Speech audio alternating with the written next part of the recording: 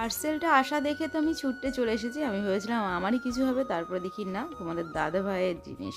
তো যাই হোক, এটা কি আছে বলো তো এর ভিতরে? আমি তোমাদেরকে বলবো না, তোমরা কমেন্ট করে বলবে এটার মধ্যে কি আছে।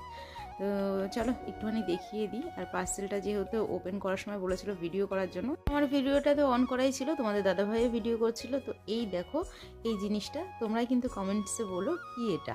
তো চলো, অনেক বকবক করে ফেলেছি, এখন আর বেশি কথা না বলে অনেকগুলো কাজ পড়ে আছে, সেইগুলো সেরে আবার একটু বাজারের দিকে যেতে হবে। অনেকে ভাবতে পারো বর্মশাই যেহেতু বাড়িতে কাজ করছে, কিন্তু এই কাজগুলো আমাকে কেন করতে হয়?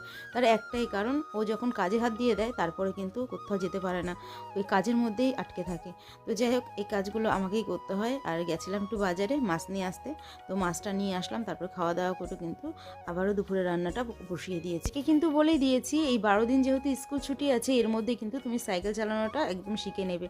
তো ওইটা সেটাই চেষ্টা করছে। আর এদিকে তোমাদের দাদাভাই তো কাজ করছে দেখছি, আমি রান্না করতে করতে চলে এসেছিলাম একটু